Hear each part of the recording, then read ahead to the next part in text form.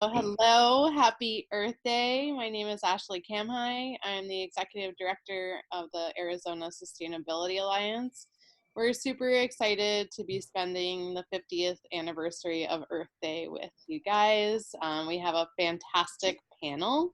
The topic for the panel today is looking at urban agriculture and the role of climate resilience. And it's a very pertinent topic, certainly to everything that's been going on over the last few months, and also just in general, the increased awareness. The theme for Earth Day this year is climate action. This felt like a very timely topic.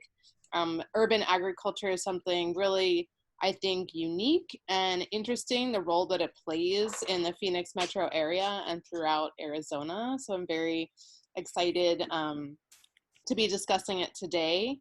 I think that I'll kind of stick to the positive. I was trying to look up some fun facts for Earth Day, but all of them were really depressing. And, as the Arizona Sustainability Alliance, we're always looking at opportunities and thinking about how we can solve issues. And so I think I'll stay away from maybe some of those facts. We all know how things are going, which is why this conversation is ever the more important. Just a few seconds to spend on who we are. So the Arizona Sustainability Alliance is turning 3 years old next month. We're super excited. We are a 501c3 nonpartisan nonprofit, and our goal is to implement cutting-edge sustainability projects across Arizona. We have 6 topics that we work on, so we're a pretty big organization: sustainable food systems, urban forestry, energy, water resources management. We have an Adopt a Park program, and also cities. And so, we have some really fun projects. We've worked with a lot of the panelists and just excited to be here. We have a lot of volunteers that we work with as well that I know are listening in. So just a quick hello to our panelists today. So CJ Hager from Vitalyst Health Foundation will be moderating the panel today. Nika Forte from St. Vincent de Paul Urban Farm. Greg Peterson from the Urban Farm, Mike McMahon from Agave Farms, and then Kate Radosevic from Local First. So we have a really diverse group of people today, and we're really excited because everyone's bringing really unique and interesting perspectives. So I'm looking forward to a dynamic conversation. Just sort of a little like housekeeping as far as the way that Zoom works. You should see at the bottom of your screen a little button that says Q&A. So feel free to type in questions in that Q&A throughout the conversation. So we'll spend the first part of the panel sort of a moderated conversation, but then we're really going to spend the rest of the time answering your questions. So, you don't need to wait till the end. Feel free to type your questions in as you go, concerns, things like that, because we really want to try and address as many of your questions as possible. So with that, I will say thank you for joining us and pass it over to CJ. Thanks, Ashley. I have to say, this is going to be the highlight of my week.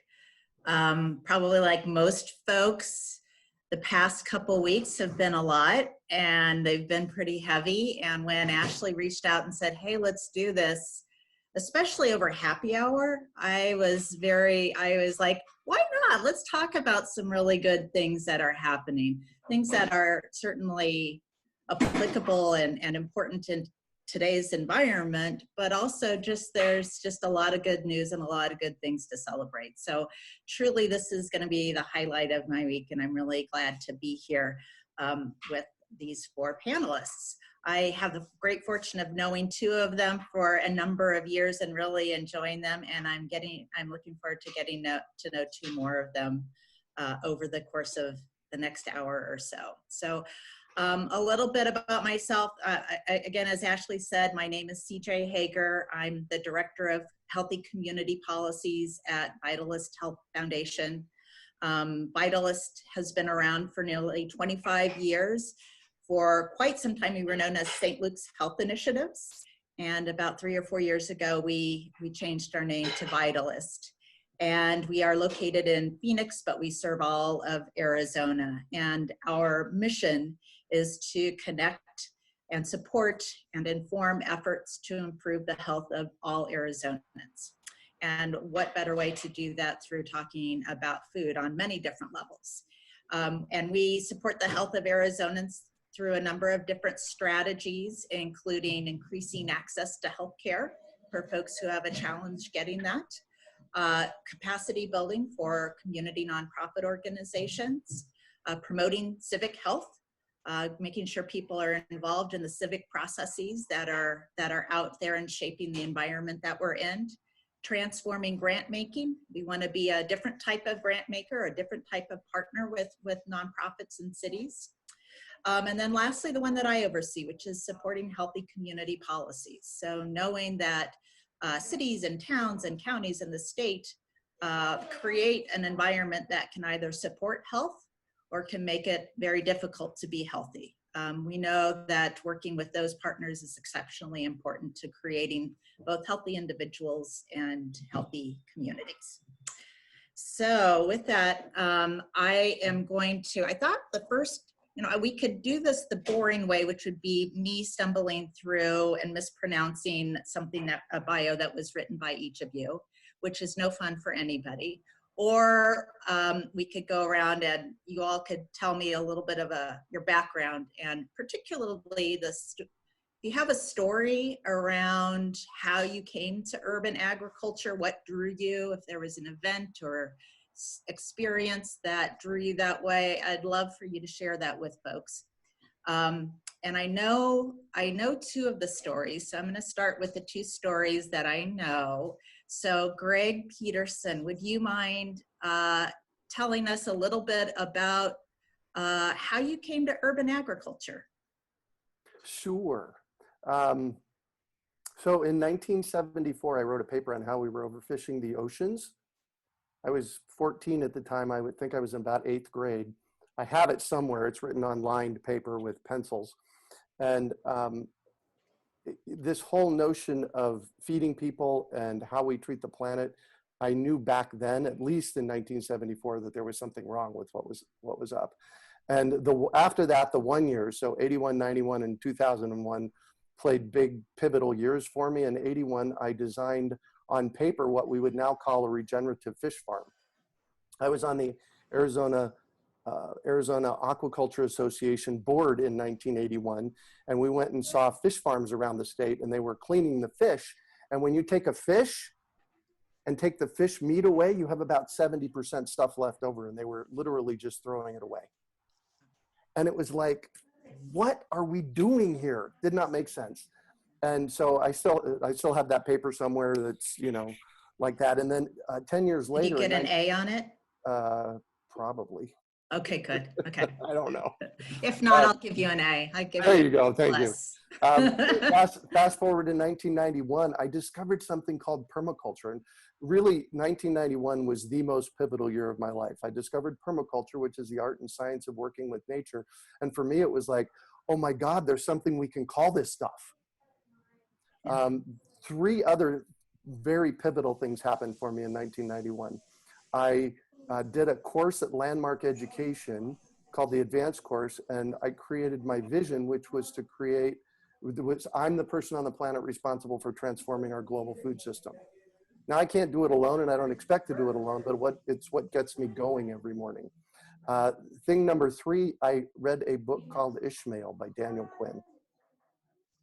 It will change your life forever, or you'll hate it. And the 4th thing that happened in 1991 is a friend of mine was on a sailboat trip in the South Pacific, and they stopped at an island looking for a grocery store, and everybody looked at them strange and said, go pick your own.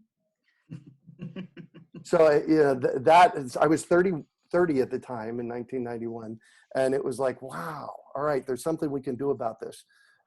In 2001, I was getting my degree at ASU, and I had to write, again, a mission and vision for my life. And what I wrote down was the urban farm. Now, I've lived at the urban farm for 30 years.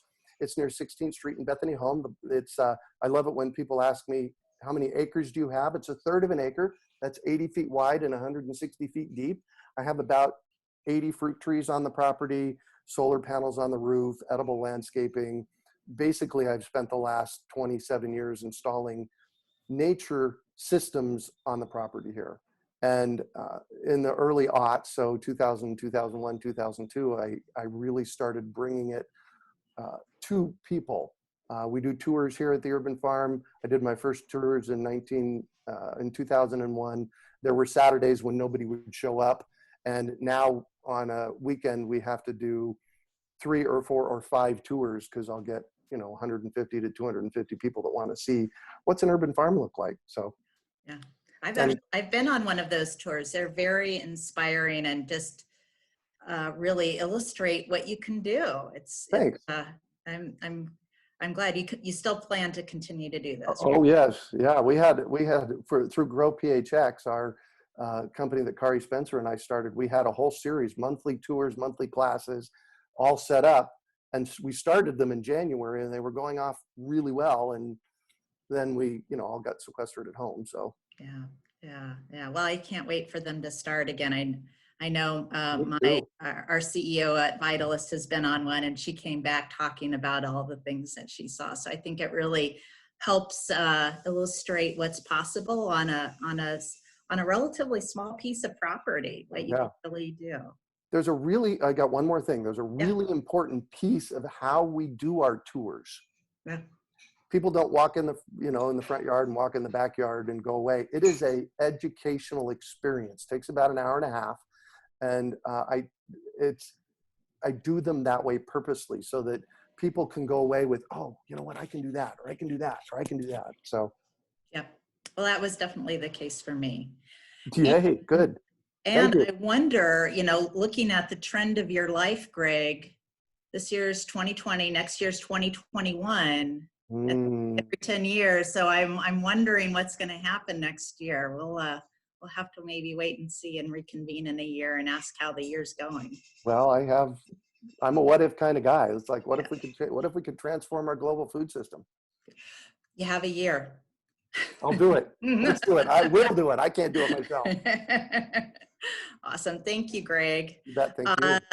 Moving on to the next person I know well and who has a wonderful story and is just a lovely person to begin with is Kate Radosevic with Local First Arizona Foundation.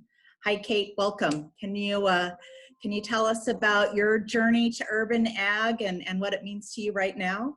Yeah, absolutely. So I grew up in the blacktop coated suburb of Ahwatukee. It was actually a suburb at the time. It's pretty much Phoenix at this point. But as a kid, the most exercise I got was running after the ice cream truck, which probably gives you a pretty good idea what my diet looked like too. And I was really lucky that my parents realized that this wasn't a really good lifestyle for me to grow up in. And so we made a really dramatic change and completely uprooted the family and moved to northern Arizona, a place called Cornville in the Verde Valley. You might now know it as wine country, but it's a really beautiful part of the state up north. And we got 5 acres and there were no zoning restrictions and I didn't have any friends. And so, my parents were trying to figure out what to do to start building this new life. And for some reason, we decided to get a goat. And I'm still really not sure why we decided to do that, but I'm sure glad we did. It turned out really quickly that I had both a talent and a passion for animal husbandry. And for anyone that has animals on the call, you probably know how easy it is to get a second or a third or a fourth animal. So before long, I had over 30 goats, and I really fell in love with the dairy aspect. So started milking them and having kids and goat kids, that is, and making cheese and ice cream and butter and yogurt, and really actually dove into making goat milk soap, which is a non-perishable and much logistically easier to sell product. And the goats became a source of joy for myself and my family, but then also later became our income. And the goats put me through college and really taught me a lot about the world that I want to live in and kind of the critical reciprocity that exists between us as individuals and families and the land and our animals.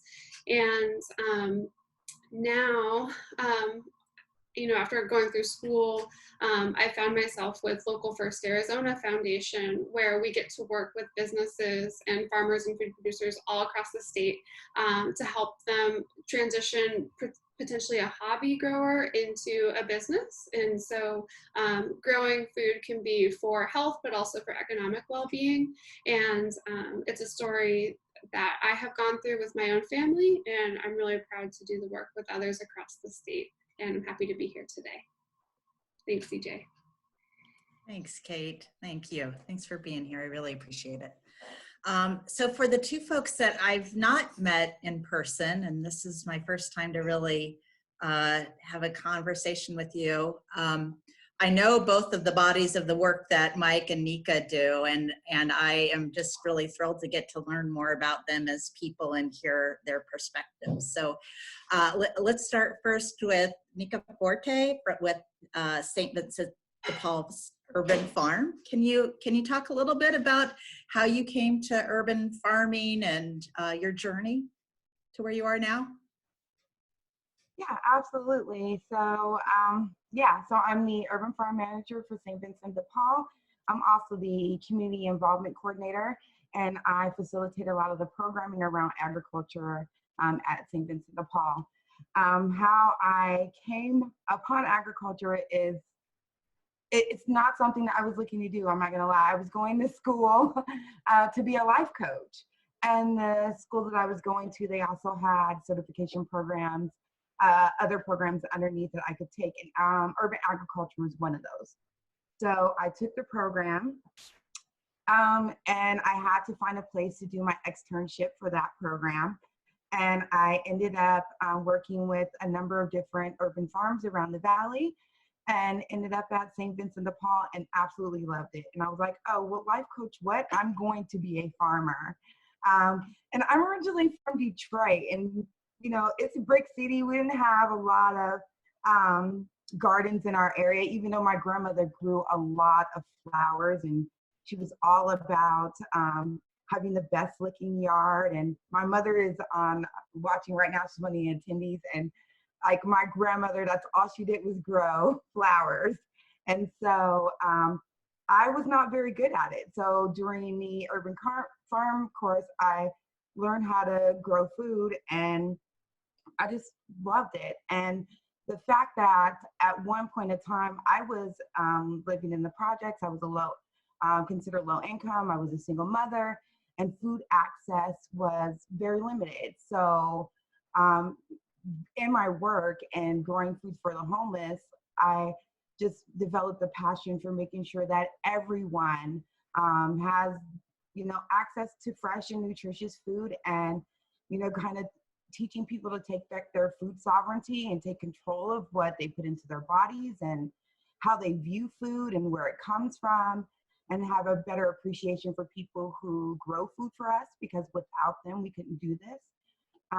And just in my position, I've learned so much on how we can do little things just to give back to the planet, and to give back to the generations that are here to follow, and to make sure that we are really focusing on creating a sustainable planet for them through food. And so, yeah, that's how I ended up in agriculture, and I love it. And I've met so many amazing people, and I'm always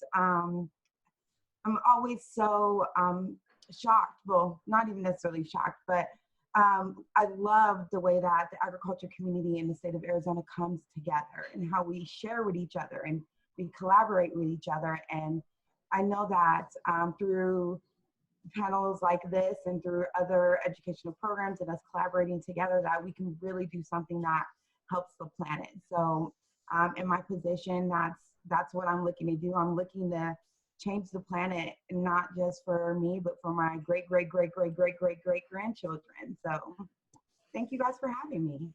Oh, thank you. And what a great sentiment, especially on Earth Day. You know, 50 years, we need to be thinking in decades and not just months.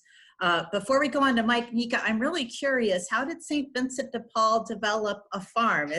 It's not a natural fit that I would normally think of. Can you tell us a little bit about how that started? Yeah, so I've been there for 5 years, but the first one was started about 7 years ago on the Human Services campus in downtown Phoenix, where the homeless shelter is and where our dining room is. And so it was David Smith, who's the director of our urban farms, who used to be the county manager, got together with a couple of different organizations, was like, let's start a farm here. We could help, supply food for the kitchen. We can find another way to get the homeless individuals who come there to our campus involved in growing the food that we serve them every day. And so that's how they started. And now we have 3 farms and a couple of smaller gardens at our dining room. And so we're trying to implement farms at all of our dining rooms in Phoenix, and just try to help bring food from the urban farm into the kitchen, because we do get a lot of stuff donated to us, but the individuals that we serve are low income or no income, and having healthy, nutritious food is so important to those individuals, because a lot of that community and that environment has a high population of diabetes and things like that, and are at risk for all types of diseases. And so supplying them with healthy, nutritious food, along with all of our other missions at St. Vincent de Paul to clothe, house, and heal, it was a great fit, and we're doing amazing work in our job, and I'm just so happy that I'm a part of it. So you really should tell people how much you're growing, because that is amazing. Yes. So, I think we're fluctuating between like 60,000 pounds a year between all of the farms. But I'll say this year alone at my farm, we have tripled the amount of produce that we had last year, this year. So I'm super excited about what we're going to be doing over this next year or so, because we're raising money. We're also taking advantage of more of the space that we have. So putting more grow beds in and getting more community members involved, and just trying to get those numbers up so we can feed Phoenix, because they need it. That's awesome. I just want to say that 60,000 pounds is an amazing amount of food to grow in the desert. Very good point. It's not easy to grow food in the desert. Yep. It's not. Yep. It is not at all. It Totally takes a lot agree. of work, but it's so worth it. Well, and I think what I like with what both St. Vincent de Paul and you have done, Nika, as well as Greg, is really take existing open space, and use it for agricultural purposes. And that's not a typical thing here. And so I think that creativity is just really, I'm inspired by that. So thanks, Nika. I really appreciate it. I mean, we basically turned parking lots into urban farms. They were empty lots, and we dumped some soil on them, and we got some volunteers out there, and yeah, we did it. And I wish that we were doing that in more areas around Phoenix, because we have a lot of empty lots here. So. Oh yeah. When you look at the heat map of where heat is in Phoenix, if there's a big rectangular red thing in the map, that's a parking lot probably. Thank you. Last but not least, Mike McMahon with Agave Farms. I live in a neighborhood near Agave Farm, and before you all moved in, it was a parcel of land that I was like, why doesn't somebody put something on it? And when you all started your work there, I was just so grateful. So Mike, I look forward to hearing about how you came to urban ag and how you started Agave Farm. Oh, you're on mute, Mike. You're on mute, Mike. Can you hear me now? Yep. Perfect. There you go. I think I had early experiences like other people on the panel that, and they weren't necessarily positive. When I was a kid, my father had a charter business, but through to circumstances, economic the oil embargo and deregulation of the airline, he more or less found himself without work. There were 7 of us, so if we wanted anything, we had to work. So it was a natural thing. Back then, it wasn't didn't seem to be a big thing. But I ended up taking care of lawns in the neighborhood, gardening. doing some vegetable gardens and then cutting grass and that sort of thing. And at the age of 12, I had 17 lawns. I hated every bit of landscaping and agriculture. My father was also a nut. I'm not going to say some of us on the panel are not nuts, but he's a guy who always gardened, and he always had these big projects. So we would grow cucumbers and dill, and then we'd get big wine barrels and make dill pickles. And we grew thousands of pounds of potatoes. For what reason, I have no idea, because you can only eat so many potatoes. But we made our own wine. We did a lot of agricultural projects at that age, and all I wanted was out. And I, when I finished high school, I wanted to get out of Buffalo, but it's easier to go to college in the state you're in because you can afford it. So I went to the University of New York at Buffalo, started in engineering. I was in the engineering department, but I switched to what's called environmental science and environmental design, which I think would be called sustainability now. We all have new buzzwords for things that we do. But so we primarily looked at different things, and we looked for unintended consequences. So a lot of our agriculture throughout the world has to do with unintended consequences. With the U.S. Agriculture policy has unintended consequences throughout the planet, and so I looked at those things. But my primary goal was to get out of Buffalo. It was rainy, it was snowy, it was cold, and so I took a Greyhound bus to Phoenix. Came here, didn't know anybody, had about $300 in my pocket, and that only lasted a little while, but I had to stay. We couldn't find any great work, so did minimum wage work and started landscaping. Fortunately, I guess, I worked for several different landscapers. One was a commercial golf course builder, one of the largest that had been around for 50, 60 years. And so I did golf course irrigation systems. I didn't want to learn anything, but I had to. I wanted to make an extra 50 cents an hour. So I learned how to do that. And then I worked for a company that started doing devegetation, native plant salvage. So that was kind of the early days when we were experimenting. And I worked with them. I worked with a home builder. And so I kind of learned this landscape stuff, wanted no part of it, but I put myself back through school for land planning at ASU for my master's. And so I guess I was always looking at the world in a spatial context, and always looking at, when you're coming up with holistic problem solving, trying to eliminate some of these unintended consequences that we're talking about, that we're all dealing with today. But I got my degree, worked for a international engineering and planning firm for a short period of time, doing site planning of landfills and the utility grids, and just a variety of kind of cool projects. But ultimately, I started my own company, and that's Agave Environmental in 1990. It was only going to be temporary because I hated landscaping. I don't like going outside. It's too hot and it's dirty, and I have spent my entire life out there. So we ended up growing that company to about 700 employees from here to California. So we've done most of if you're from Phoenix, the projects. We've done the freeways, the salvage work on the 101, the 202, the 303. We've done big subdivisions, all the Sun Cities, the Anthems, the Power Ranch, Surprise Farms, Ahwatukee, the Foothills. So you grew up in Ahwatukee. I landscaped it before you got there. So we just did these big projects, and I knew how to do things in scale. And in 2015, we were approached by the landowner near your house there on Central Avenue, and it was 17 acres, and they wanted agricultural designation to save a lot of money on taxes. So I thought, geez, I can grow trees and plants there.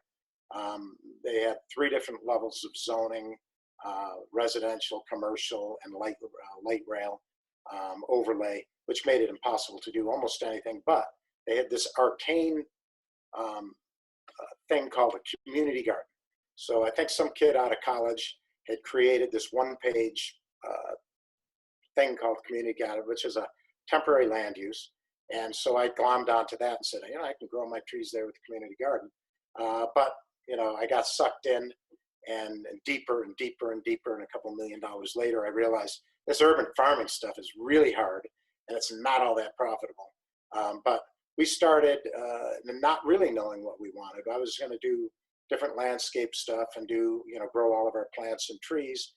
Then we started growing vegetables. We grew about 5 acres of pumpkins one time. Didn't realize you needed to have them sold or have a distribution network. So I ended up giving 12,000 gourds of pumpkins to all the zoos and all the neighborhood kids in the schools. And anyway, long story short, we started getting other groups in there. So we have the international refugees and the Native Health, Native Hospital. We have several of the local schools, and they come and do their own farming. We ended up creating the rows or tilling if they need or turning, and giving them some of our substrates, our compost, and doing the water. And the farm, I just learned everything the hard way. Learned how the developing process is way more expensive than I thought. I had to put in a lake to hold the water from the canal, and then we had to put in pumps. And then I found out, your whole irrigation system gets clogged up with most natural waters. We have a 9 pH water coming out of the canal, and so we're growing all kinds of algae and having all kinds of problems. But what's interesting is that a lot of farmers and a lot of urban farmers and gardeners came to the farm because we're kind of this centralized area. So we ended up getting a lot of help from big guys like Scott with Del Monte and his Dave Dixon, which is his large consultant that deals with all of his agriculture. So I've learned how to filter out the water and control the pH and what things grow and what things don't grow. And what ended up coming out of that, though, was we realized for the first time, really, I knew there were social problems, but I didn't know how deep they were just in our own community. And then I started to investigate further, and we had a lot of nonprofits wanting gardens built. So we created a system of gardening with substrate. So I'm more of a substrate farmer. We compost our own in a large quantity of soil down in Maricopa, and it's several hundred semi-trucks worth of soils that we create that we think are the best substrates on the planet. And it doesn't require lots of fertilizer, but we bagged the substrate, and that actually holds the moisture in. We created a thing called the Ready Go Garden system, and then I applied the irrigation knowledge that I had to, create battery-operated systems so that you can plug them into any hose bib. You can put the system in, and pretty much anything grows. You don't have to have any talent or any knowledge of doing urban gardening. You just have to put the right seed in at the right time, and make sure your moisture is right, and then you're automatically harvesting. So we got to that point that we realized that we're central, but the city is very diverse and it's very spread out, and the problems are all over. And people that have problems don't necessarily have transportation to go to the farm. So what we decided was to make that farm our educational hub, so we can teach teachers and farmhands.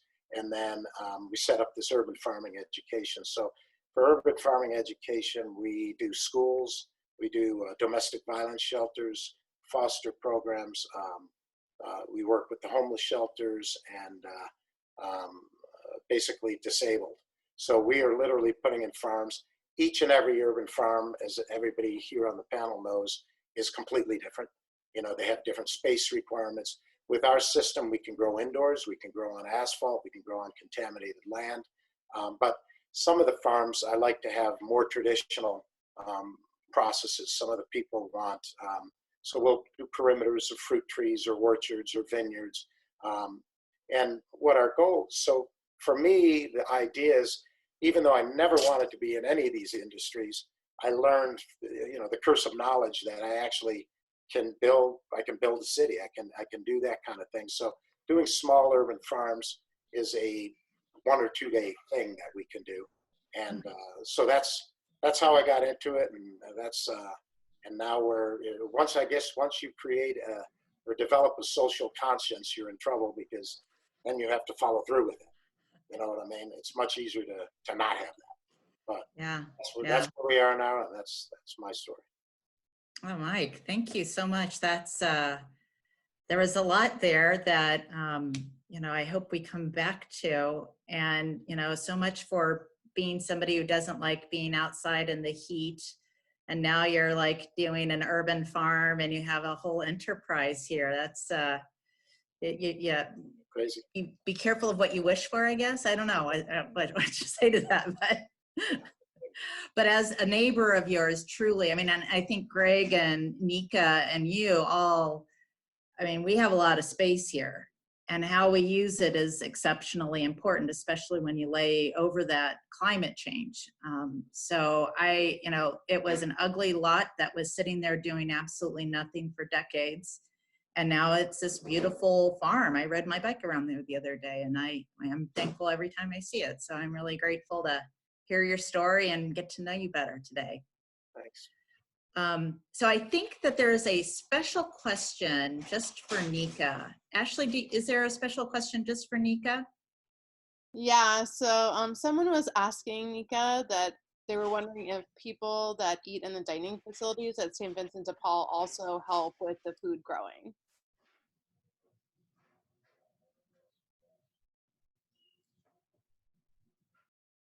I am mute. Can you guys hear me?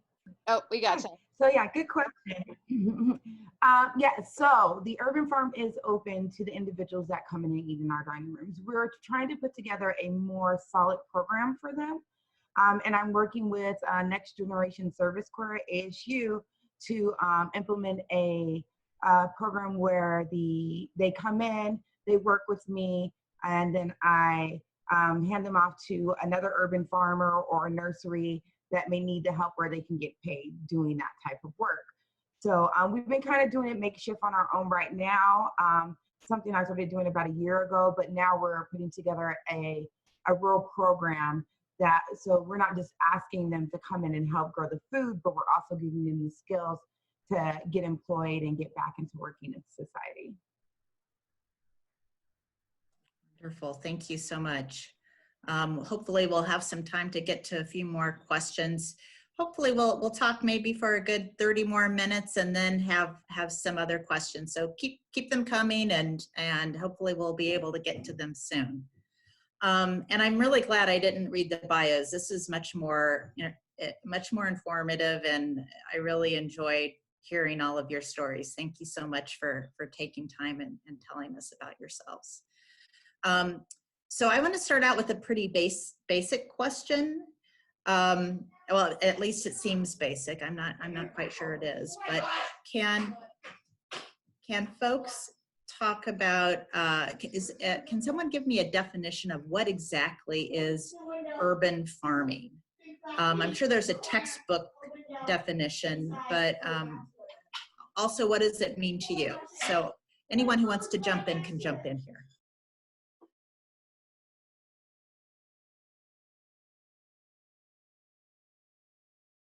All right, I'll jump in. For me, urban agriculture, urban farming is just growing food in urban areas. I actually have said this for years. I believe that growing food in urban areas is the solution to our global food problem. Growing it right where we're at, because the negative impact of shipping blueberries from Peru, first of all, from an environmental perspective is huge. Secondly, from a health perspective is huge as well, because what a lot of people don't know is that when you pick and harvest something and then ship it for many miles, you have to harvest it before it's ripe. And as a piece of food ripens on the tree, plant, bush, it becomes more nutrient dense. And there's a whole science behind it. But basically what's happening is that the food is being harvested before it's ripe. It's not nutrient dense. The moment you harvest it, the nutrient density starts declining, so that the food we're eating isn't all that great for us.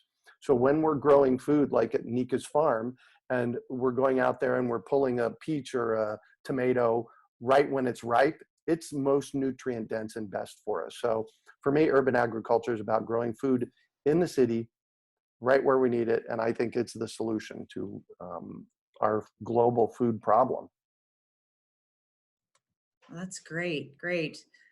Nika, Mike, Kate, do you have anything that you want to add to that definition? I guess I'll go for a second. Oh, Nika, you want to go for it? Okay.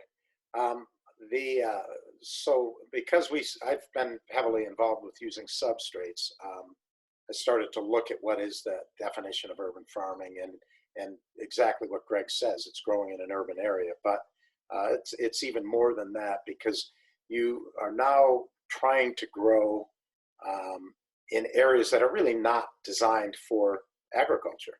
So you might have asphalt, you're certainly going to have contaminated land. So there's a lot of different issues that you've got to come up with. To me, urban farming is synonymous with vertical farming, with green roofs, with living walls. It's our bag system and planters where you can bring in substrates. If you're doing traditional farming, which I think of is farming in the dirt, then you have to really have a pretty good knowledge of the soil, whether it's dirt or it's an actual soil, how you're going to amend that soil, what kind of alkalinity you have, what kind of waters you can bring in. But you have to do everything on a smaller scale, and to be efficient, you have to plan. So part of it is, how many people are you intending to feed? Are you growing for aesthetics? Are you going for ecotherapy or horticulture therapy, which is, I think, a fairly proven science now that it actually is good for you? It improves land values. Are you growing for education, which I think is a primary thing for us to get reconnected with our food? And I think we're all realizing right now during this COVID crisis that we're not connected with our food. We don't have any idea how it's grown or where it comes from or how it's distributed. So I think those are your major benefits. To make money on an urban farm, there's pretty specific formulas for how you can do it. And you almost have to do it alone, or you have to have enough acreage. There's only so much produce you can create. You've got to find a business model. So you're selling through CSAs, you're selling to restaurants, you're selling at farmers markets. And you generally will command a higher price because you are producing a more nutrient-rich product. But to me, that's urban farming. You really have to decide what it is that you're trying to get out of it, and I think that's the biggest thing. When I did Agave Farms, I had no idea. So you can just spend I could do an Agave Farms for half the money I put in the first time if I had known all the issues, or the problems, or the mistakes. So after reading many books on urban farming, they all say start small, start with less diversity of plant material. Everything I did not do, but you kind of learn the hard way on a lot of this stuff. And I agree with Greg that there's certainly been formulas or analysts that have come up with urban farm projections, and some of them would say that if we grew on 10% of our urban areas, we could feed the population, because there is a lot of wasted space. And as we're doing urban farming education, that's our primary goal, is to take these wasted spaces, and by using substrates, we're taking products from the waste stream, and then we're growing. And through the miracle of science, where you're able to create your own seed bank, and you can make the entire thing sustainable. So one of the things that is my primary goal is to make, when we put in gardens, we try to get the groups that we're working with involved in the install, which is the least important part, but then creating the programs. So we have Kim that is our program director, and it's very important to get all the people involved and create a program that is sustainable. So it's one that they'll continue for years and years and years, because a big part of farming, and urban farming especially, is the failure rate can be so high, and people don't like failure. So the systems that we're trying to create are foolproof. That's what the whole idea is, to look at those unintended consequences and not deal with them. So anyway, Nika, you've talked. Thank you. Thank you. Nika, did you want to add anything?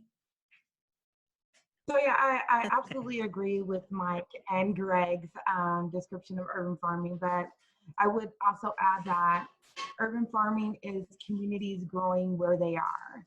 It is growing on your patio of your apartment. It's growing in your backyard. It's sharing your produce with your neighbor. It's as simple as me planting tomatoes in my yard and my neighbor planting cucumbers in their yard, and us sharing together.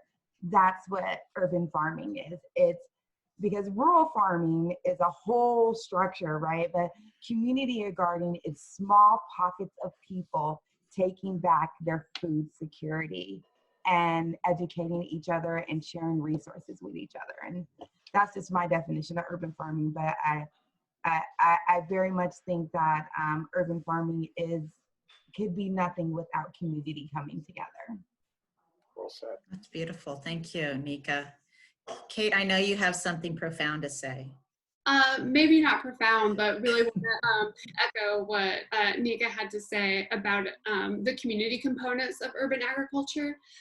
When you have, farms and ranches in your backyard or in your neighborhood, then as we grow up, we're able to, build experiences around these places and with people and with farmers, and develop our own stories. Like, we all had our own how we came to urban agriculture stories, and everyone should have a chance to develop their own.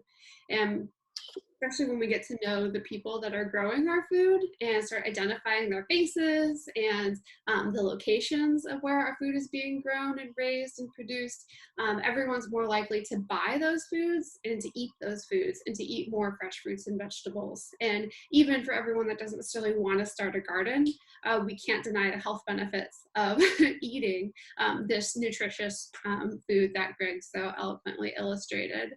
And when agriculture is integrated into our urban setting, then we have farmers who are showing up for career days at schools, and we have farm children going to attending schools, and there is that integrated society, and farmers really are, public servants. So having them in our city and at the table makes a lot of sense. Thank you so much. You all are, for each of you, you're bringing up so many pieces of wisdom that I'm here typing and developing questions off of. This is just a really rich conversation. Thank you so much. Greg is waving at me. Hi, Greg. I just want to add one more thing, and that's, and Mike touched on it, converting our landscapes from non-edible to edible. There's no reason from the desert edibles that we have here in the desert to the non-edibles, there's no reason why we should ever plant anything you can't eat. Yep, they call that foodscaping, and that's right. So I was just going to ask, other than Greg's yard, which is gorgeous and amazing, where can people see that in Phoenix or in the Valley in general? Where is it done well? Pretty much just in demonstration gardens. It's difficult to have a cultural change. Developers are very boxed into what they do. If someone told them they could sell an extra house or sell it for an extra $10, they would do it. You're seeing some communities that are building some gardens there, but I think the failure is a lot of times with that the sustainability model of the program, and that's the important part of it. You brought up something that I've heard when we've worked with cities on policies that support the growth of food, that there's this, and I know all four of you will have an opinion about this, that you put in a community garden and then you just need to walk away and everything's hunky-dory. It's going to just program itself. And I've always been so amazed at, if you just put it there, people will self-organize and grow things and it'll be fine. And it's actually to organize and to get a community garden. And this goes to directly what you said, Mike, the failure rate of those where you just plop it in the middle of nowhere and hope people can figure it out and self-govern. The failure rate on that is probably pretty high. what type of, when you guys, I mean, you all are involved in programming at some level, what % of the success of a project ends up going back to programming? Or how can you underscore how important programming and thoughtfulness is around the various projects that you all do? I saw Greg raise his hand, and I bet Nika, especially with the work that you are doing, and I know Kate too, and Mike, you all have something to say on this. So Greg, let's start with you because you raised your hand. Oh, all right. I think, I have a master's degree in urban and environmental planning from ASU. So I spent a lot of time from 2004 to 2006 studying how do we integrate ourselves in neighborhoods. You can never go into a neighborhood and put something in and expect it to be a success. Often they will run your tail end out of there and say, what are you doing here? You have to get in the neighborhood and get them to create it. Darren Chapman over at Tiger Mountain Foundation does an amazing, I'm getting chills right now, does an amazing job of this, but you have to get the neighborhood to do it. Couldn't agree more. Nika, Mike, Kate, anything to add on the programming side? Nika, I think you need to take your off of. Oh, okay. There you go. Yeah, no, I absolutely agree with Greg. I started out at Tiger Mountain, and Darren getting his community involved is such a success. So, and one thing that I learned, I did a couple years in AmeriCorps. I kind of want to echo what Greg was saying, that you cannot go into a community and tell them what they need. You need to go in the community and ask them how you can help them meet the goals that they have set for themselves and their families.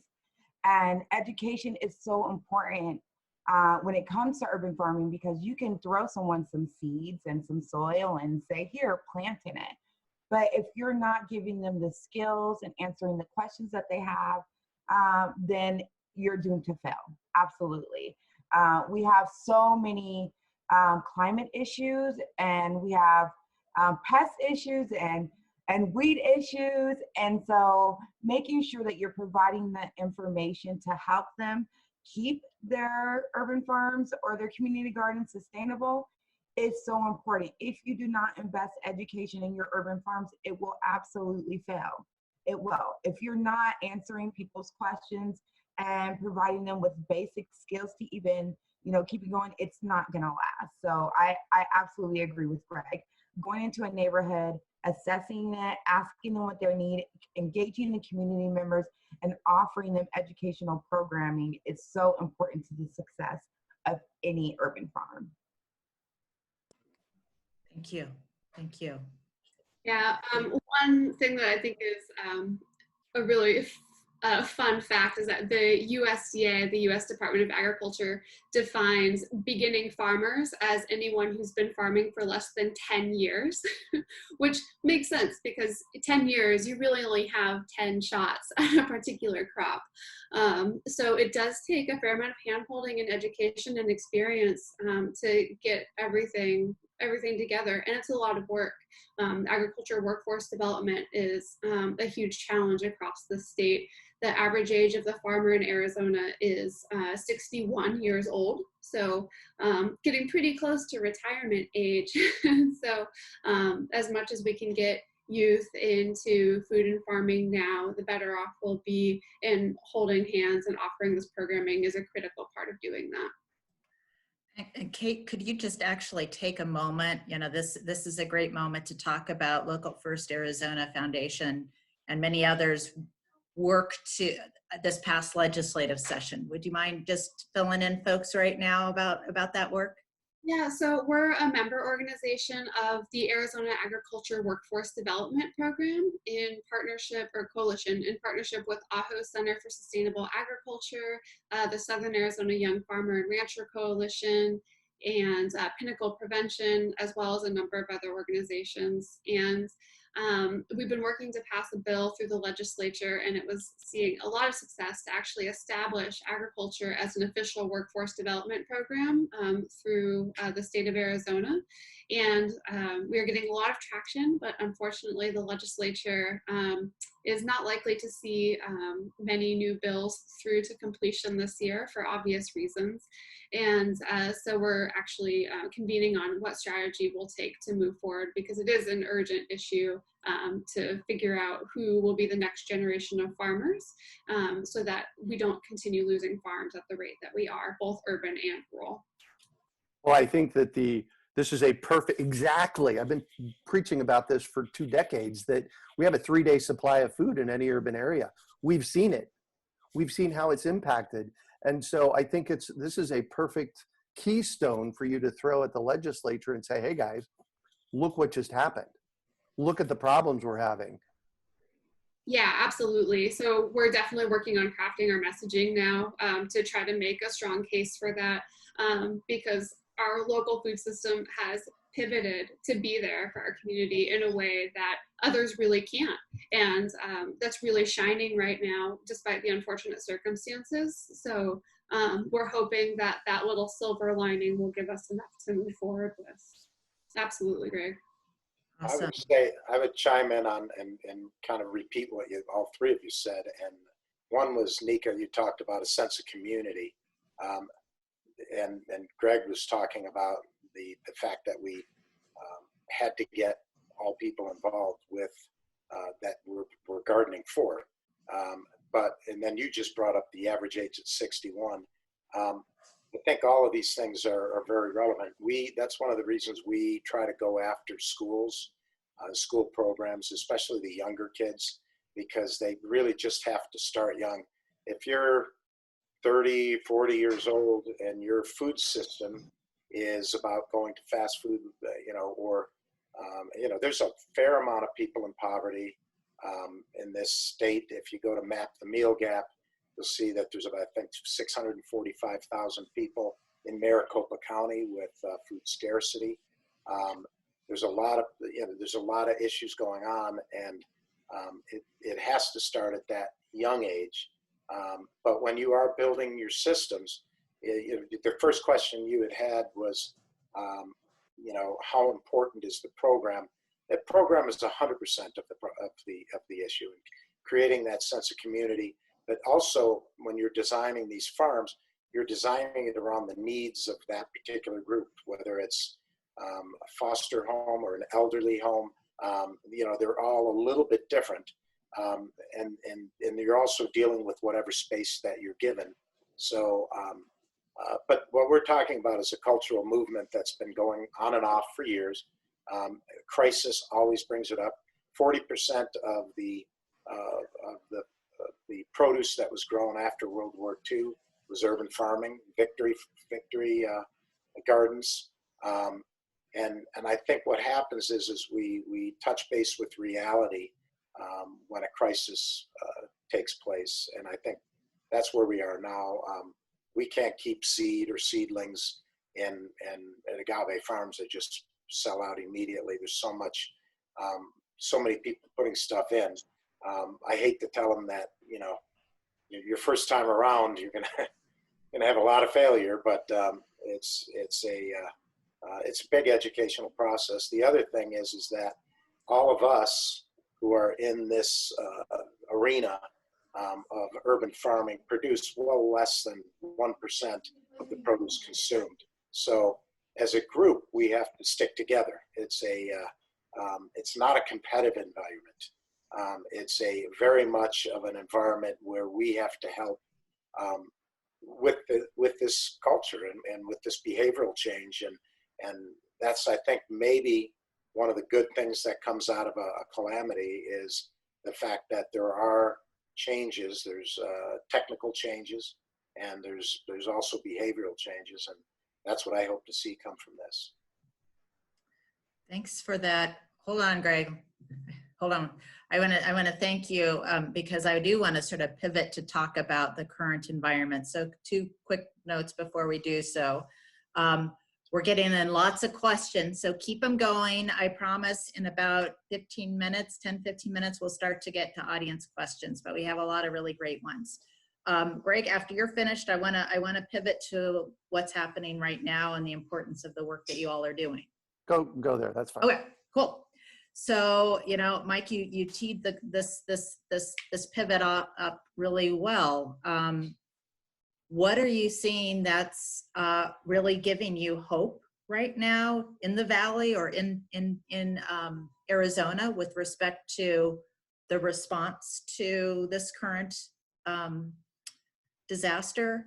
And what's giving you pause and going, oh God, we have to figure this out, or else we're going to be in some significant we'll be continuing to have significant challenges. So I'm looking for one thing that gives you hope and one thing that you might be waking up in the middle of the night worried about. Well, you did have another question called resiliency of the food system. I did. You know, I was looking at, I was actually listening to Madeleine Albright, the former U.S. Secretary of State, and her definition, the way she answered the definition of resiliency is people working together with optimism. So I think what you have to have is optimism for all of us who know the system's been broken for a long time, that it can be improved. We think of this as maybe the catalyst for that change. The issues that I'm having now, to answer the other side of the question, is we're seeing severe cracks in our distribution chain.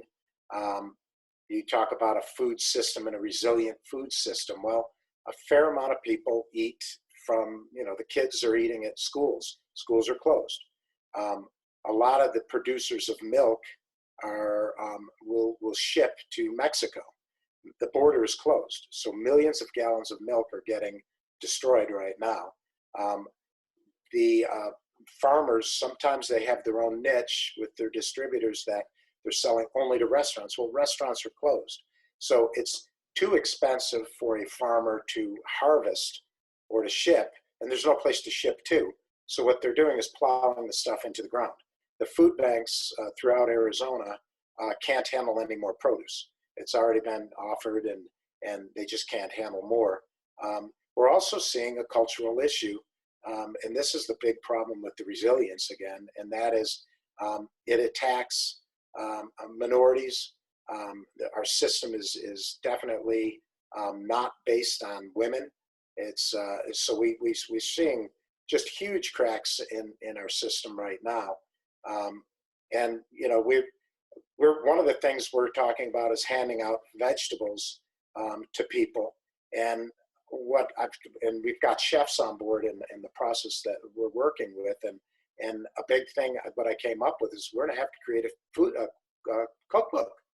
You know, there's people who don't know how to grill, steam, bake, or pan fry, and when we fill a box worth of vegetables, they may not know what to do with a parsnip or a turnip or a beet.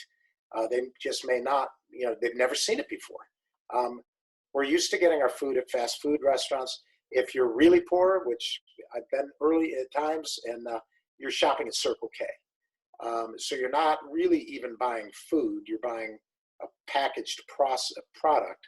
And, you know, we know that it's leading to obesity and diabetes, and there's a lot of breaks right now, but the biggest problem we have is distribution. We've got product that is literally being destroyed, yet people are starting to starve, and I think the problem's going to go on and get deeper throughout the rest of the year. Agreed. Kate or Nika, is there something that's happening right now within the food system that gives you hope, and is there something that's keeping you up at night? Yeah, I alluded to it a little bit earlier, but I am just so inspired and blown away by the way our community farmers and urban agriculturalists have been able to pivot and to respond in ways that really are meeting community demands in a way that's helping everyone to feel, well, as much as they can, safe and supported and comfortable. And our farmers markets have seen, in some cases, business double despite the social distancing measures. CSAs, which for those that aren't aware of, is known as Community Supported Agriculture, or a farm box. It's a produce subscription program.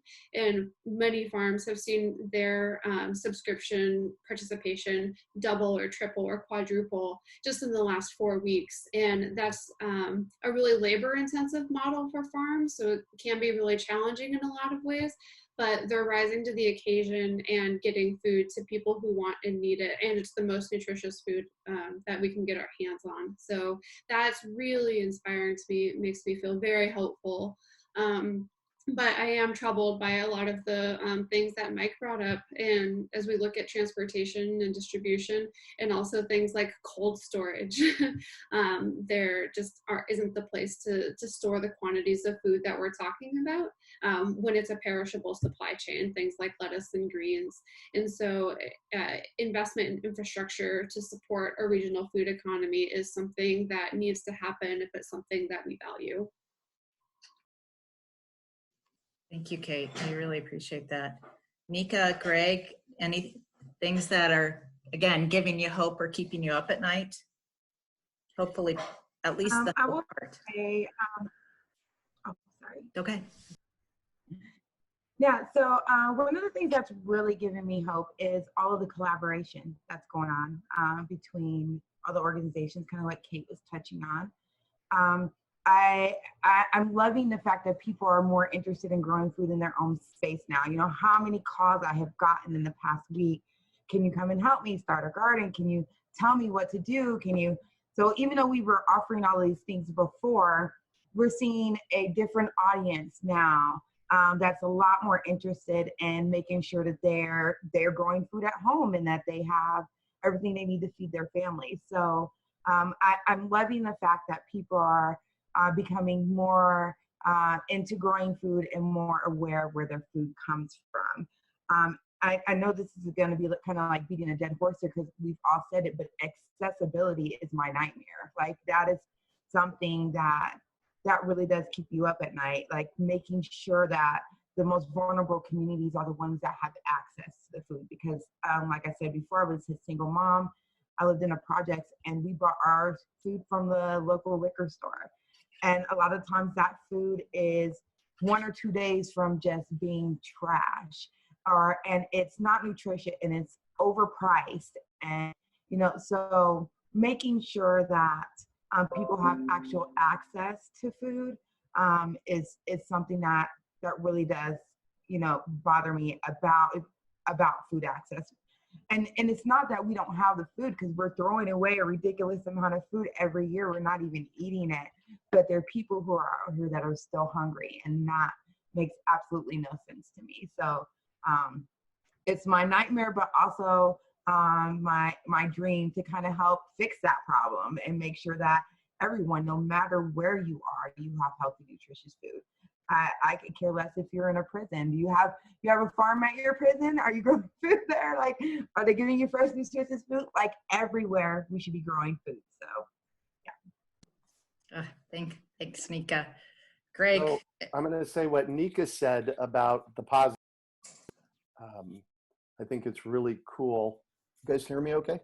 Yep. All right, cool. I think it's really cool how our communities and how people are coming together to, you know, figure out how to grow their own food. That is honestly a lifelong dream of mine.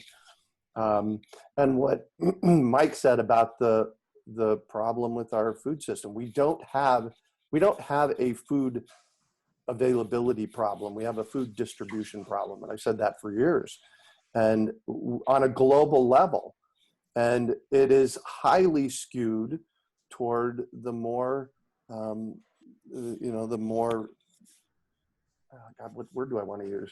I was going to say more. Thank you. The more affluent, exactly, and that for me breaks my heart. Especially going back to the whole community element that you all have brought up with food, inequitable access and inequitable distribution among people who all need that is heart-wrenching.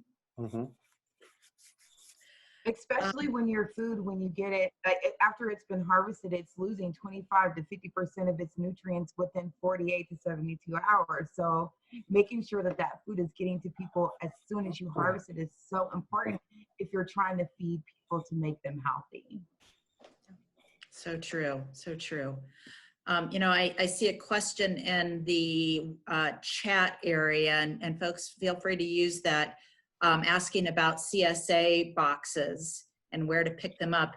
Kate, I know that Local First Arizona Foundation has this fabulous resource called the Good Food Finder. Could you talk a little bit about that? Yeah, absolutely. So Good Food Finder is a totally free online statewide directory of local food sources. You can find Nika, Mike, and Greg's farms all on the website. And it's a great way to search by product or by location or by how you want to get your food. So you can find all known CSAs across Arizona on the website. You can find all known farmers markets and links to their social media accounts to get their hours. And if someone is missing from the list, all you have to do is email me and I'll add you as soon as we're done with the conference call. But we've done quite a bit of research to help cultivate that. And then Good Food Finder also has a curated events calendar, so you can find the latest on farm to table events to help connect with the urban agriculture scene if you're not in there already. Events are mostly on hold right now, but places like Arizona Worm Farm are still doing virtual garden tours, which is pretty fun. So we're trying to keep that up to date as well. So it's really an online directory to help connect you for sales as well as for education ongoing. Awesome, thanks, Kate. Yeah, Greg. Goodfoodfinder.com. Oh, I'm sorry, go ahead. Could you put it in the chat so folks can just like click on it maybe? Awesome, thank you. And actually that's an encouragement of all of our panelists. If you have something that you've been talking about that you have a link for that would really illustrate it, put it in the chat and folks can then go there directly. Greg, add your 3 So cents. when this whole thing went down 30 days ago, I said to my team, what can we do? And so we decided to actually do a daily garden class. In fact, we had a garden class tonight on growing berries with Jason Johns out of the UK. And so we've been doing every day at 5 p.m., Monday through Friday at 5 p.m. and been getting a great response. So you can find out about that at iwanttogarden.com. I'm glad you mentioned that because when I got the email, I'm on one of your email lists, and they're always so positive and uplifting and have a great tone for them. And when you came out with that right after we all started needing to stay inside, it really warmed my heart, and I just was very grateful for the work that you're doing and make that available for folks because you know it's all pretty scary. So thank you for doing what you can to encourage and give people what they need to grow good food. You bet. Thanks, Well, you know, and it goes to who I am. I asked myself, what can I do here? You know, and that goes back to 1991 and all that education I did for myself back there. And we need to ask ourselves that as well. You know, what can we do to make happy in the world? Yeah. So. Agreed. So we are at 6:15. My, how time flies. And although I had a long list of questions that the panelists knew about, it's time to get some questions from folks who've been with us. And you all have been putting a number of really great ones in the Q&A. So I will put on my glasses and let's see.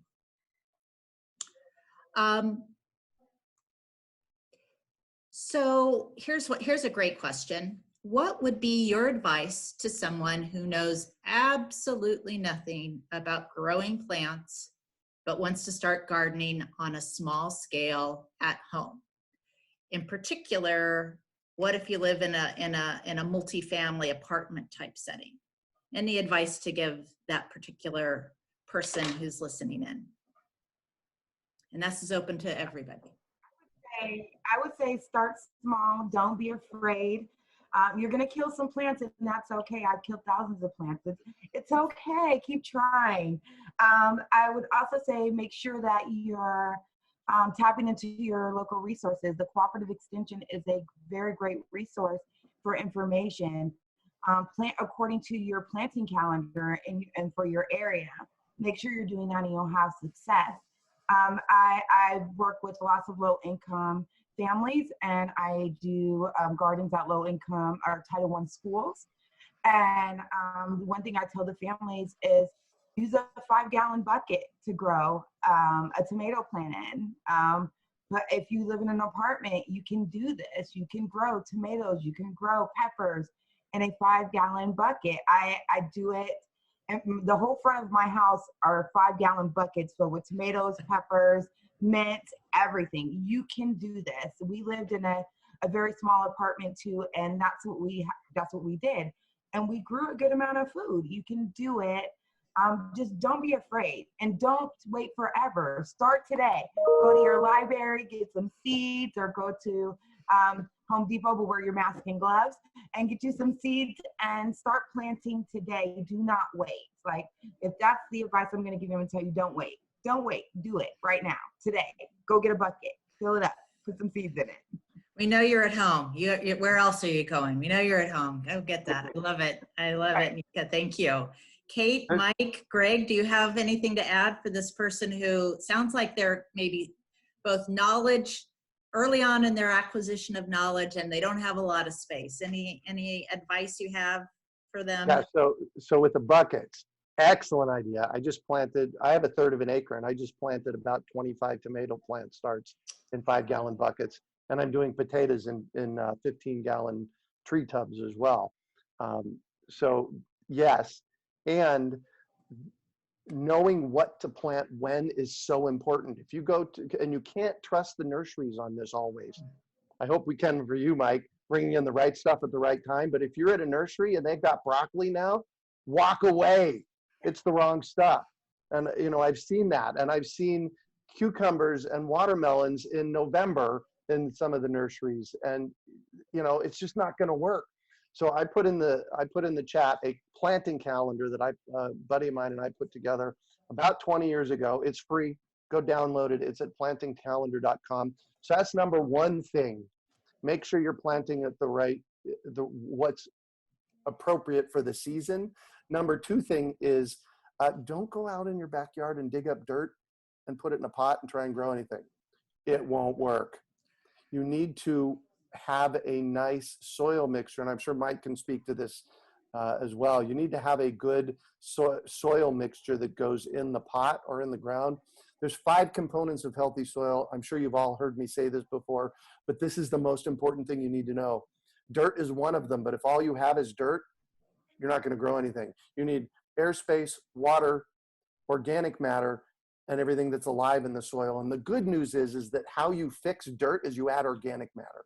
So add a planting mix, and I'm sure you have some at your nursery, Mike, a bagged planting mix to put in that 5-gallon bucket. Don't use dirt.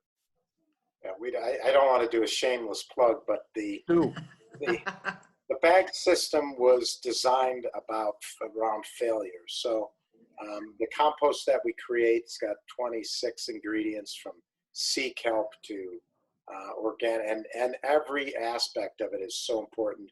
When it's composted, it has to be cooked at a certain temperature. There has to be the right moisture. And so the first point of failure in urban gardening is people don't know soils. So if you're not an agronomist, don't even start, because it's so difficult.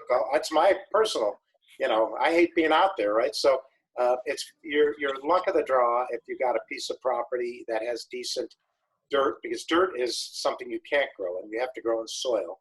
But if you start off with substrate, you eliminate that problem. If you have a hose bib, we have a battery operated timer. So we'll have a 4-bag system, an 8, a 16, a 48. My father, I talked to you guys, was a gardener for years and years. It was great for us because it got him out of the house. He was a bit of a rageaholic. Nice to get him out of the house for the whole summer. But when he turned 84, 85, he couldn't get down on his hands and knees. We've created a table. So, and it's a screen table. You put the bags on top of that. Now it's designed for handicap. So if you don't have legs and you're and you're in a wheelchair, you can still garden. So we took that component away. The bottom line is I didn't really believe necessarily in it. My partner in that endeavor was a shit farmer. He's a composter. And so he spent years and years and years with the formula. We put the system on the ground at Agave Farms. We stuck seed in, and nobody looked at it for 90 days. And we went back out there, and we harvested so much material out of it, and there was no work to be done. So starting with the sterile soil, if you have any dirt in there, you have the potential of having pathogens, you have the potential of weeds and some grasses, and but with that sterile soil, you get such an immediate solution. And we have a lot of times master gardeners coming in, the whole class from the extension service, and I just told them, you know, I feel sorry for you. This is a lot of work. There's a lot of stuff you got to learn here, you know. And so we just tried to create a way for you to be able to do it. And you can, unless you use that calendar, that's another thing. You're absolute failure. And it's not just that, but if the time of the year is a little too hot, a little too dry, you might have to wait a week or so. There's some different things you can do. And then there's season extension materials you can get, like shade cloth or plastic for, you know, for the winter. But start off with success, because there's nothing better than growing your own stuff and having success. And so my answer is start with success, and you gotta learn what not to do as much as what to do. Yeah. Thank you. Makes sense. I appreciate that. There's some really great resources going up in the chat. Nika, you put the Facebook for the St. Vincent de Paul Urban Farms and Instagram. I'll have to go friend you on Instagram or whatever it's called. I'm not sure what connect so I can see what y'all are growing. And Greg, plantingcalendar.org, that's so important. As someone who grew up in the Midwest and lived on the East Coast, it is not like growing in other places. And so having that calendar is so, I find it exceptionally important. And then Kate with the Good Food Finder to find lots of great related food things throughout the entire state. And when you have a chance, could you also, if there's a page, you talked about the farmer apprenticeship program, if there's a page anywhere that we could put on the chat that tells folks a little bit about that legislation, so if they're interested in supporting next year, they can help be part of that movement. I want to switch gears a little bit. I think most of you mentioned schools, or at least kids at some point in this afternoon. So we have a couple questions about schools. In essence, you know, especially given the limited constraints, the constraints that schools often have on them as far as financial resources, but also personnel, how can we get more gardens into elementary schools and high schools? You have any thoughts about that? That's a tough nut, especially, you know, there's such a big focus on making sure kids are ready for tests and are meeting grade standards, which are exceptionally important. And sometimes things like gardening are not, there's not room for that. Do you have some thoughts on, or teachers or parents who want to maybe try and influence the school that they're involved with? I'm going to jump in here real quick. I have two things about this. I have a lot of guidelines that I use, but there are a few rules that I have about doing this kind of stuff. Rule number one for me about starting a garden is you have to have control of the land. Don't do what they did at Indian School in Central, not your place, Mike, the place across the street. Don't do that. And I have this conversation a lot with people. The other thing is you absolutely have to have somebody at that school, at that site, that is their project. And this project is going to be successful no matter what, because they said so, period, end of story. That's how this stuff happens. So those are my two rules about community gardens. And I don't do a lot of work with schools, just because there's not enough of me to be able to reach that far. But those are the two pieces that are, in my opinion, for community gardens, for schools, you have to be able to have those two pieces in place. Otherwise, you're just not going to be successful. I'll chime in on that a little bit, and it's almost completely exactly what you said. But we look for two things when we do a project. And so no matter what the project, no matter what the nonprofit, we're looking for an advocate, ideally somebody high up in the chain, whether it's the school superintendent, the principal, or a teacher that everybody's afraid of. And then we're looking for what we call a farmhand, probably not the best term, but we're looking for somebody who really wants to go out and do the work. We can train that person, and so Kim is out there working with them to turn it over, and we've had some great success. We've done UMOM and Chanika La Casa, and she's been able to turn it completely over to them in a short period of time. We're there as a resource. We can, give them a little fertilizer or some seeds or whatever. But there's so much that you can learn in a farm program at school, and you can take wasted space, which is what we talked about to begin with. That's all about urban farming, because there's a ton of wasted space at schools, whether it's right along the parking lot or if it's in a retention basin. There's so much wasted space. We're improving the space. It's more aesthetic. We don't need a lot of space because they can learn so many things, and they can learn about soils. They can learn about photosynthesis. They can learn about the importance of water. But I think one of the big things is math, because we have one garden up at Anthem that has 600 bags. We have not planted it in over 2 years. We call it a garden that is bioregeneration. So it's an amazing thing. And what's crazy is we'll let a fair amount of the garden go to seed, and then that seed blows throughout. My partner's house, you guys would be, Greg, you got to come up and take a look at this. He has seed that blows into his granite areas and growing dill and tomatoes. He gets, without water, without soils, he got last season 250 pounds of tomato off of one of our 48 bag systems that was not in the system. It was next to the system. It was using natural water. It just grew. And so there's so many lessons that can be learned, whether it's math, soil science, biology. I mean, there's so many things that tie into the regular curriculum. And I'll tell you what's kind of really exciting is when the teacher tells the kids, we're going to go to the garden today, they go crazy. They want to get out of their cage. And you don't have to have a lot of time out there to kind of learn the process. And, from that, and then the second phase of that is learning how to cook with it and what you can cook with it. So it's really the most exciting part of farming, because you're showing them something and you're hoping to engage them so that they're doing it themselves. And that's the whole thing. It's not about, if we just wanted to grow stuff and sell it, the only way to do that, to make any money, would be to commercial farmer. And they have a hard time too.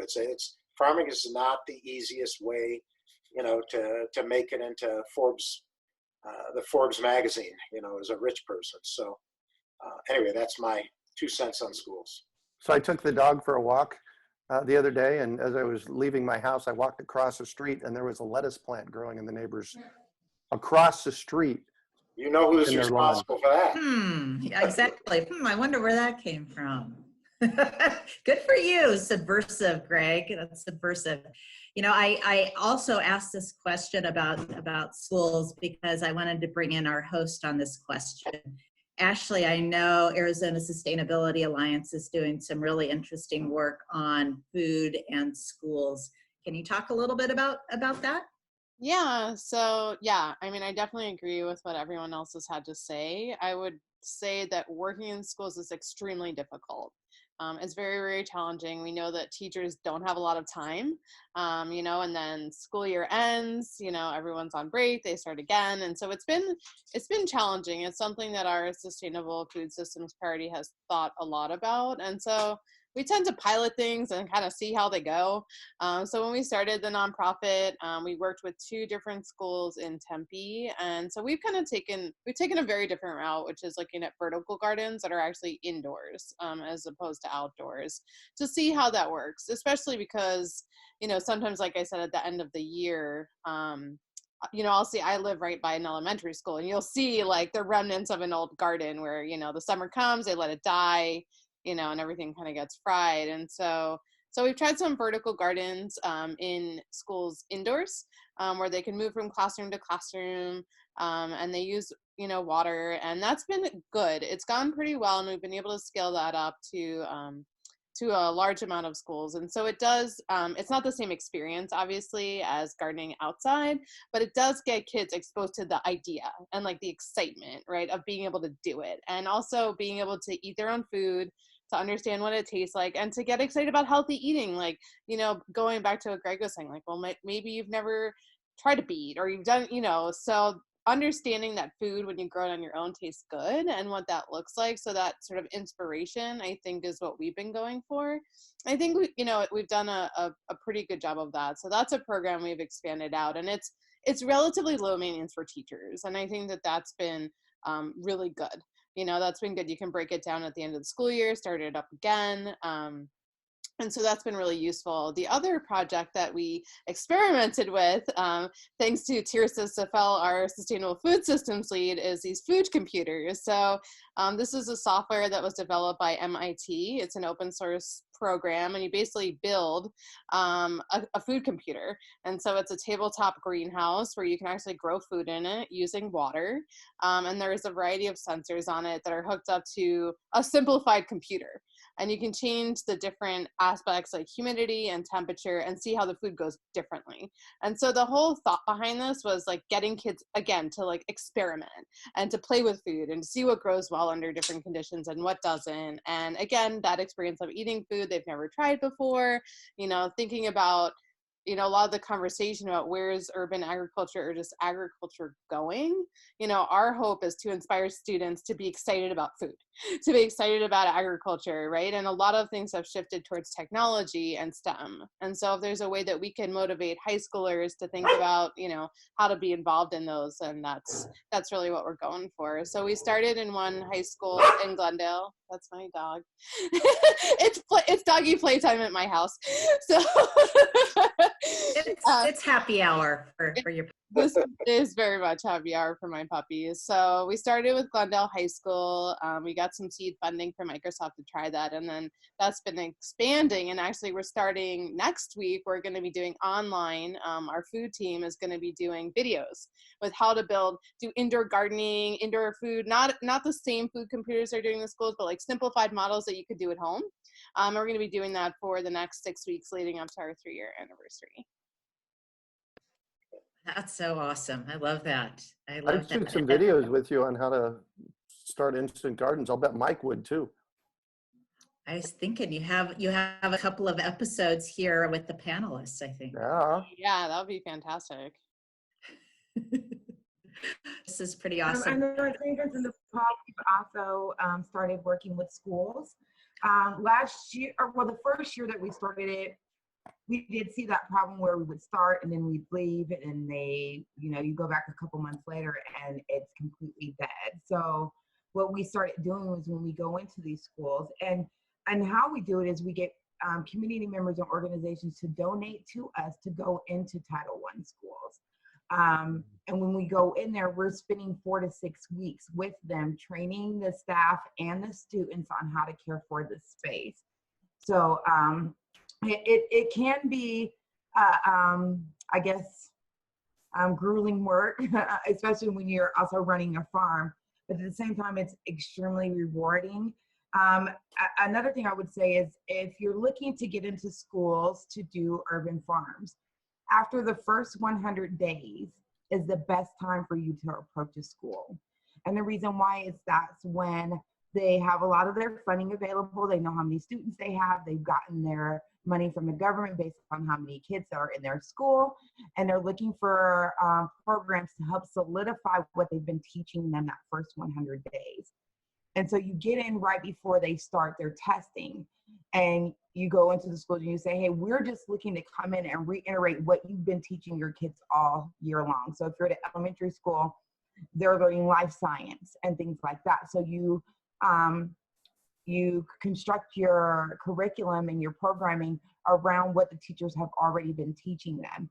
And that's an easy way to get into school. And I was also the PTO president when my kids were in school. And going to those meetings and actually talking to the parents directly makes a really big impact on how many people you get to sustain that space after you're gone. So investing just a little bit of time to make sure they know who you are, giving them the information they need, offering to mentor them over so many weeks, and giving them all the tools that they need, and also not leaving them out once you've left. So we go back and we say, do you guys need more seeds? Or what have you noticed? Is there anything we can help you with? So we're kind of a toolbox for them and a trove of information for them and resources where if they find out there's something that's going on in their space, they can always call us and we will help get them the tools that they need to correct whatever it is. Wonderful, Nika, thank you. What I'm coming away with both community gardens and school gardens is you need to plan and have some, as you all said, champions, someone who's going to do it. But then it sounds like there's a lot of resources, and there are people and organizations out there that want to help those types of efforts succeed, which is really warms my heart. So, we are, I think I'm going to ask the last question, and it's a think big question. And Ashley, I'm going to ask for you to also chime in here because I think you'll have a different perspective as well. So, here it is. If everyone started their own garden and growing their own food, how would it change the environment, the economy, and society? So if everyone started doing this in their backyard, in their the walkways up to their businesses, in the parks, in front of City Hall, how would that be different? How would that change our lives? Kate, why don't you launch us? Why don't you start us off, Kate? Oh man. I'm probably the negative Nancy. I'm thinking about how much water we would use if everyone willy-nilly planted a garden in their front yard. So I'm gonna keep thinking on that for a minute. That's a great point. You gotta, as I think has come out too, it's complicated, starting, as y'all said, it's complicated. So I saw Greg kind of raise his hand. Do you wanna start us off, Greg?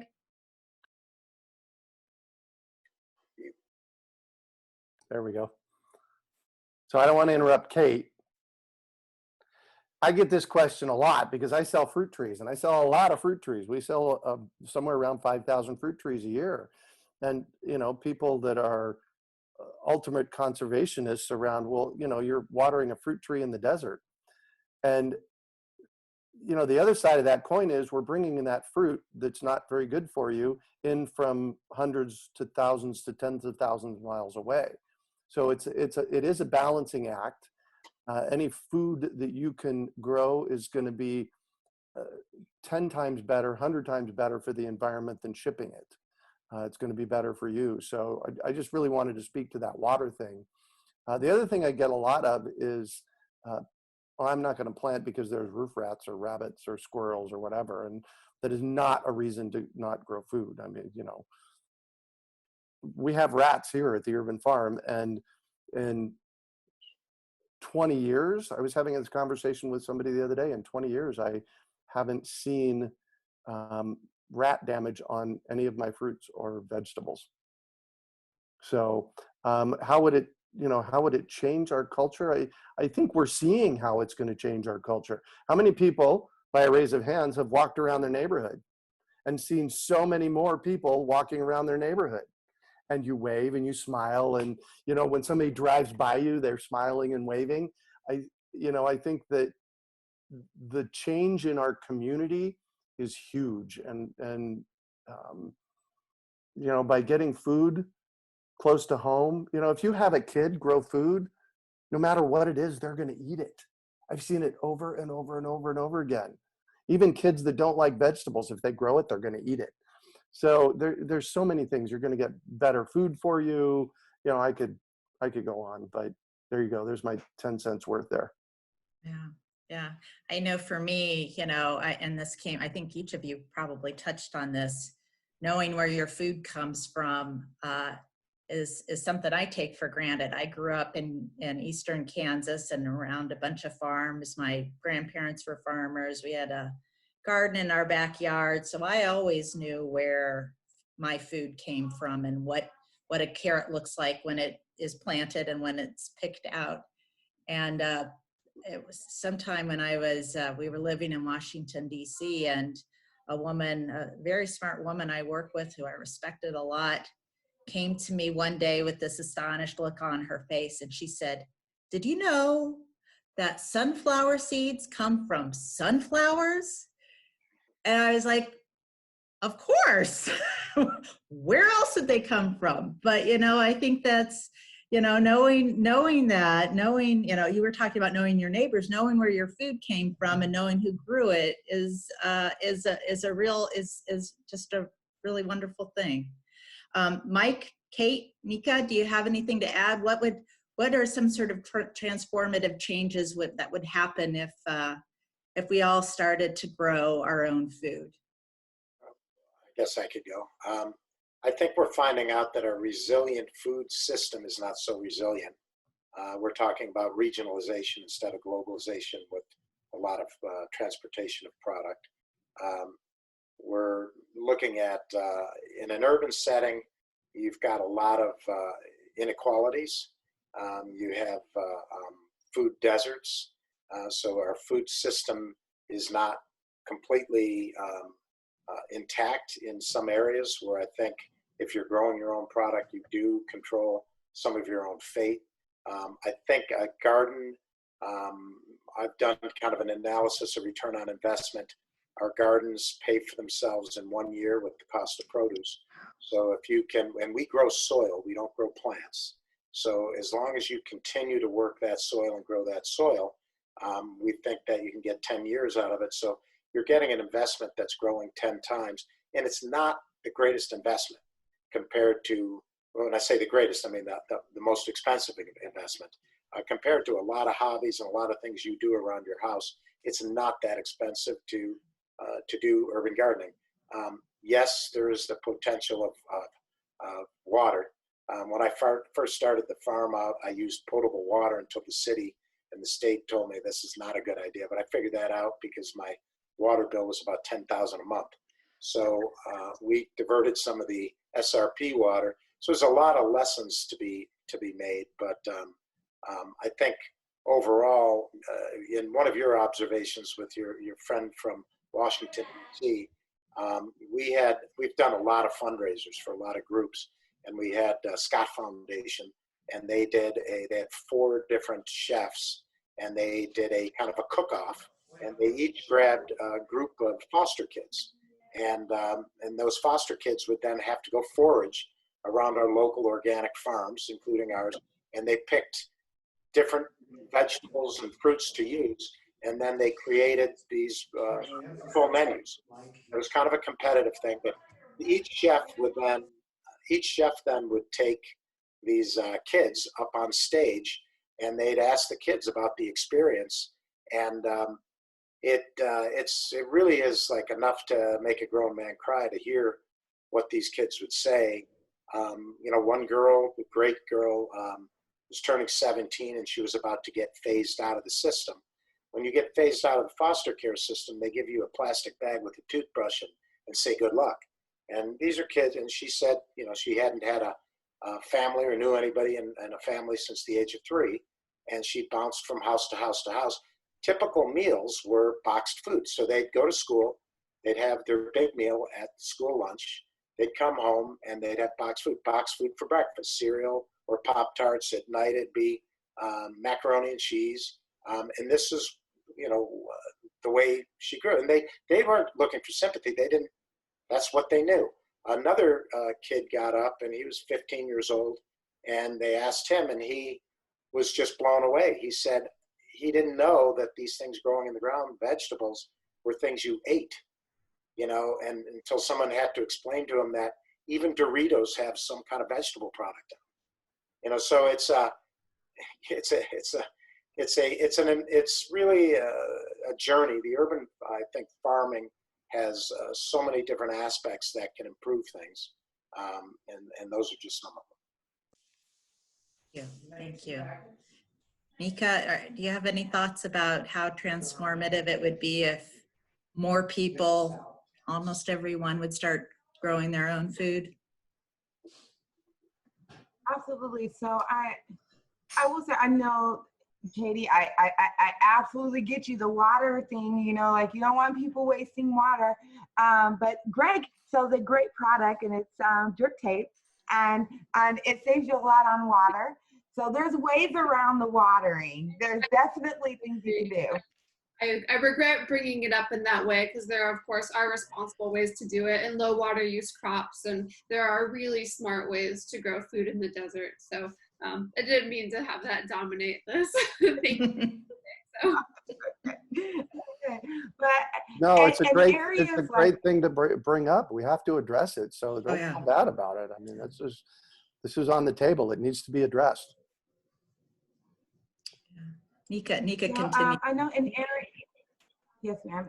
In areas that are considered low-income areas, there's a lot of research on planting gardens in those areas and the effect that it has on the community as a whole. Crime goes down. People are more involved with their communities. They're more engaged with their neighbors. They're more engaged with their food. I would say the benefits of everyone growing food way outweighs the situation that we're in right now, where, you know, we have gardens here and there and there. But if everyone was growing food, I believe that would have a tremendous effect on the climate. One, bees. I love bees. Bees, they need plants in order to survive. And when we create these microclimates in our spaces, it promotes biodiversity. It promotes pollinators and things like that to come into those spaces. So I'm a firm believer of gardens, not grass. So I believe everyone should be growing food, and that the benefits absolutely outweigh any downs you can think of when it comes to everyone growing food. Perfect, thank you. So Greg, when you have a moment, can you put a link to that magic irrigation tape that Nika mentioned in the chat, so folks can know at least what it is and maybe where to buy it? I can absolutely do that. And about a week out, I'm doing a class. Our 5 p.m. class will be on drip tape. So people can actually take that class, and it'll be recorded. So yeah, I can add that. Perfect, thank you. I took that class and it was amazing. I took it at his house. I loved it. Didn't you? Yeah, that was fun. Oh, that's great. It's super simple. It's like putting Tinker Toys together. It really is. It really is. If you can put a Lego together, if you can attach 2 pieces, then you can absolutely install this. That's great. Actually, a couple of years ago, Jake Mason and I filmed a 6-minute video. I'll find it real quick and I'll put it in the chat on how to do drip tape. Perfect. I mean, I think that it is. I mean, we live in a desert with 8 inches of water a year.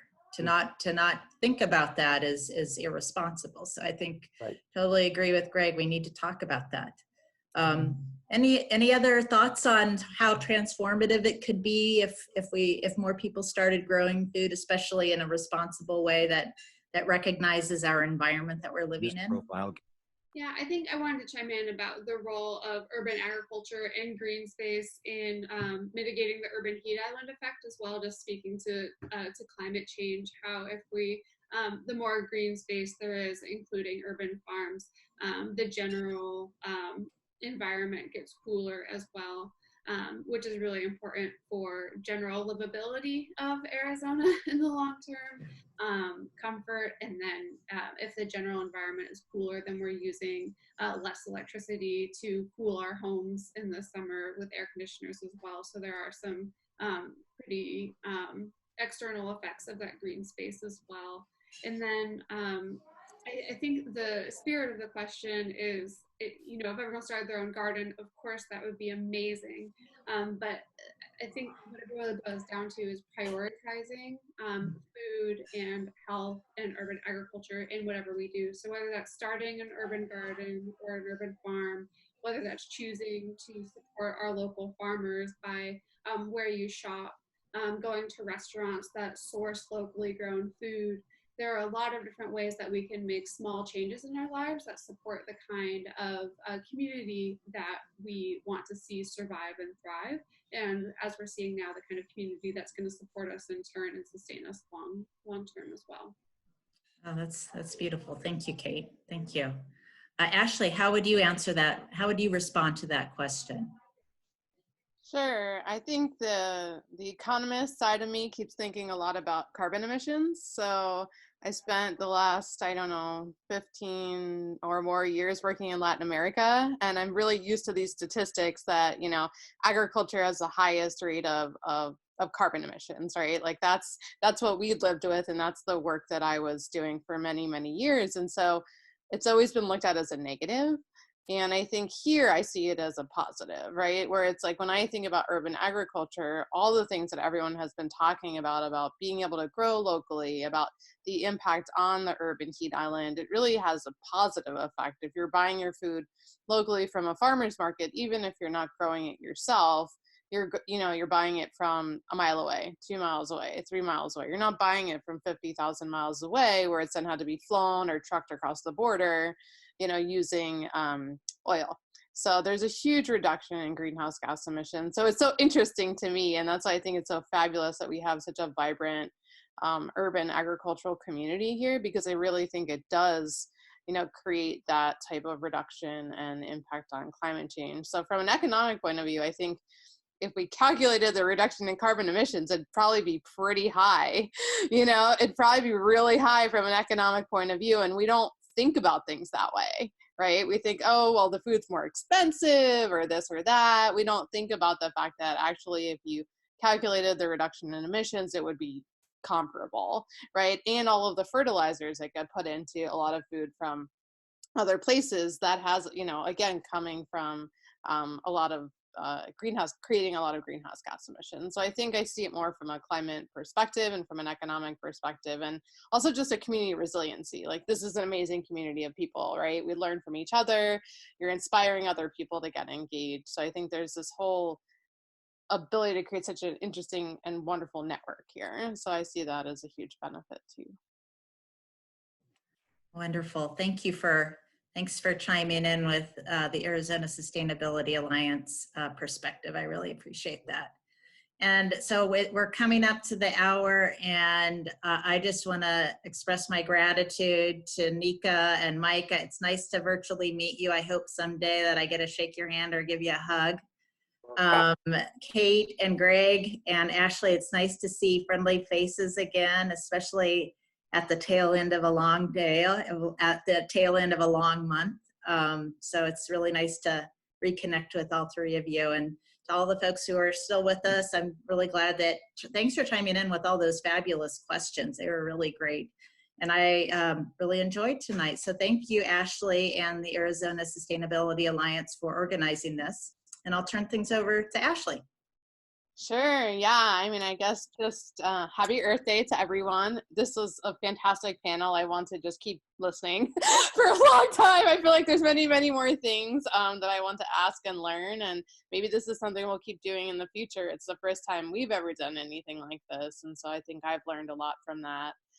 Just to let you guys know, we are recording this. So I'm happy to send this out, you know, and we'll make it available, because I think that, as well as the information in the chat, because there's so many great resources that you guys provided that we want to make accessible.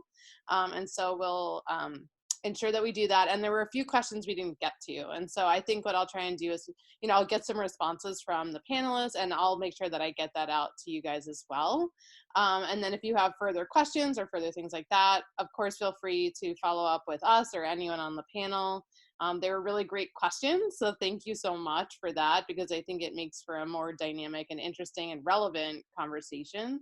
So yeah, thank you to everyone, and I hope that you have had a happy Earth Day, and I look forward to seeing everyone in person hopefully very soon. So thank you. Yeah, Thank you. Thanks, everyone. Happy Earth Day. Happy Earth Day. Take care. Thank you. See you guys later. Happy planting.